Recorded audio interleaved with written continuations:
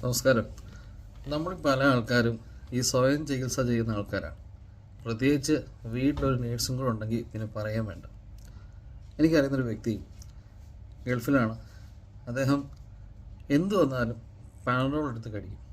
പാനഡോളോ അല്ലെ അഡോളോ എന്തെങ്കിലും കഴിക്കും.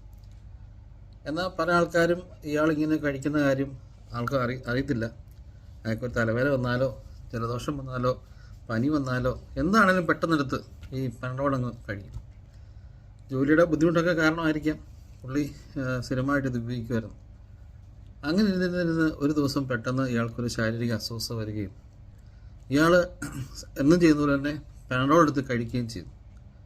എന്നാൽ സാധാരണ പാനഡോൾ എടുത്ത് കഴിക്കുമ്പം വൈകിട്ടാവുന്നത് ശരിയാകുന്ന വ്യക്തിക്ക് അസുഖം വൈകിട്ടായിട്ടും ശരിയായില്ല. അപ്പോൾ അയാൾക്ക് ഒരു സംശയം, അയാൾ കഴിച്ച ഡോസ് കുറഞ്ഞു പോയെന്ന് എന്നിട്ട് 2 പാനഡോൾ എടുത്ത് കഴിച്ചു. രാത്രി കിടന്നുറങ്ങി. ഒത്തിരി പാതിരാത്രി ആയപ്പോൾ അയാൾക്ക് ഭയങ്കര അസ്വസ്ഥതയായി. അയാളുടെ വേറെ സുഹൃത്തിനെ വിളിച്ചു വരുത്തി. അയാൾ വീടിൻ്റെ കതക് തുറന്നിട്ടിരുന്നു. ഈ സുഹൃത്ത് വന്ന് നോക്കുമ്പം ഇയാൾ മയങ്ങി റൂമിൽ കിടക്കുകയാണ്. അങ്ങനെ ആ സുഹൃത്തിൻ്റെ സഹായത്തോടെ ആംബുലൻസൊക്കെ വിളിച്ച് ഇയാളെ ആശുപത്രിയിൽ കൊണ്ടുപോയി.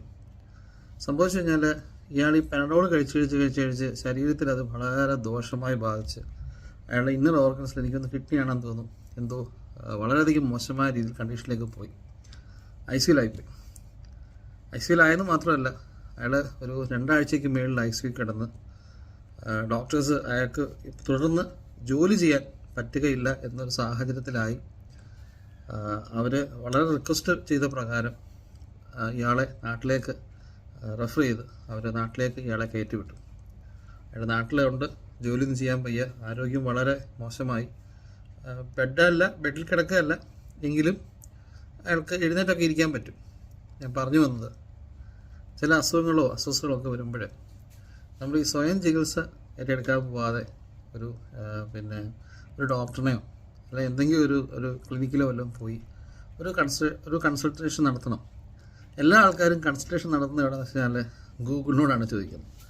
ഗൂഗിളിൻ്റെ ഒരു പ്രത്യേകത എന്ന് വെച്ച് കഴിഞ്ഞാൽ ഒരു വിഷയത്തെപ്പറ്റി ഗൂഗിളിൽ ഏറ്റവും കൂടുതൽ സെർച്ച് ചെയ്യുന്ന കാര്യമായിരിക്കും ഈ ഗൂഗിളിൽ ആദ്യം കയറി വരുന്നത്. നമ്മളപ്പം അതാണ് ശരിയെന്ന് കരുതുന്ന പല ആൾക്കാരുണ്ട്. ഗൂഗിൾ പറയുന്നത് സത്യമാണ് എന്ന് വിശ്വസിക്കുന്ന ചില ആൾക്കാരുണ്ട്. ഗൂഗിൾ പറയുന്നത് സത്യമൊന്നുമല്ല. ഗൂഗിൾ സത്യം മാത്രമേ പറയത്തുള്ളൂ എന്ന് ചിന്തിക്കരുത്. ഗൂഗിൾ എന്ന് വെച്ച് കഴിഞ്ഞാൽ ഒരു സെർച്ച് എഞ്ചിനാണ്. ഒരു വ്യക്തി അല്ലെങ്കിൽ കുറേ ആളുകൾ ഒരു കാര്യത്തെപ്പറ്റി ഏറ്റവും കൂടുതൽ എന്താണോ സെർച്ച് ചെയ്യുന്നത് അതാണ് ഗൂഗിൾ നമുക്ക് ഉത്തരം തരുന്ന കാര്യം. അപ്പം ഞാനത് നിങ്ങളുടെ അറിവിലേക്ക് പറഞ്ഞതേ ഉള്ളൂ. പ്രത്യേകിച്ച് പ്രവാസികളായിട്ടിരിക്കുന്ന ആളുകൾ ഈ ഒരു പരിപാടിയുണ്ട്. അസുഖങ്ങൾ വന്നു കഴിഞ്ഞാൽ സ്വയം ചികിത്സ ചെയ്യും, എന്തെങ്കിലുമൊക്കെ മരുന്നെടുത്ത് കഴിക്കും, അടുത്ത ദിവസം ജോലിക്ക് പോകാൻ വേണ്ടി കിടന്നുകൂടും. പക്ഷേ നമ്മൾ കിടന്നുപോയി കഴിഞ്ഞ് കഴിഞ്ഞാൽ ചിലപ്പോൾ റിക്കവറായി വരണം എന്ന് നിർബന്ധമൊന്നുമില്ല. Thank you.